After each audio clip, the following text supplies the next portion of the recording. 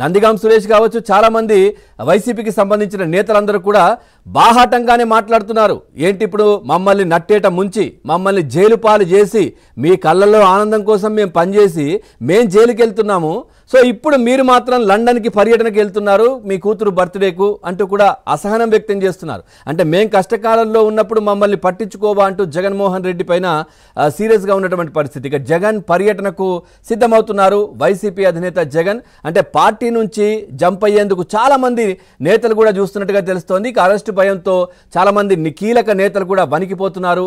మనం ఇందాక అనుకున్నట్టే టీడీపీ కార్యాలయం, చంద్రబాబు నివాసంపై దాడి కేసులో వైసీపీ నేతలకు ముందస్తు బెయిల్ నిరాకరించింది హైకోర్టు నిన్న. ఇప్పటికే మాజీ ఎంపీ నందిగాం సురేష్ మనం అనుకున్నట్టుగానే అరెస్ట్ కావడం జరిగింది. సో ఆ తర్వాత ఈరోజు సాయంత్రం కోర్టులో కూడా ప్రవేశపెట్టబోతున్నారు. ఇక పూర్తిగా అంటే జగన్ లండన్ పారిపోవడంపై విమర్శలు కూడా చాలా చేస్తూ ఉన్నారు వైసీపీ పార్టీ నేతలు.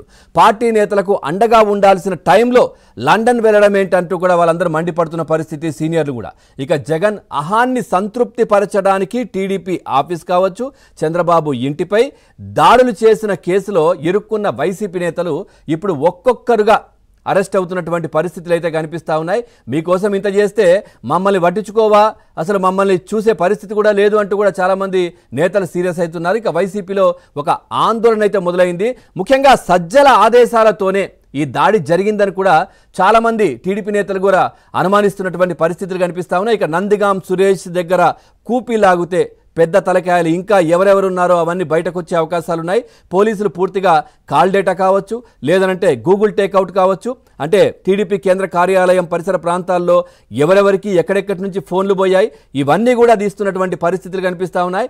ఆ పెద్ద తలకాయలు సకల శాఖ మంత్రులు గతంలో ఉన్న వాళ్ళు ఎవరెవరో ఖచ్చితంగా అందరూ ఆ దాడికి మూల్యం చెల్లించుకోక తప్పదు అంటూ కూడా టీడీపీ శ్రేణులు చెప్తున్న పరిస్థితి కనిపిస్తూ ఉంది. సో ఈ అంశానికి సంబంధించి మనం చర్చలోకి వెళ్దాం. చర్చలో పాల్గొంటున్నారు ఇటు శ్రీనివాస్ గారు కూడా లైవ్లో సిద్ధంగా ఉన్నారు, టీడీపీ పార్టీ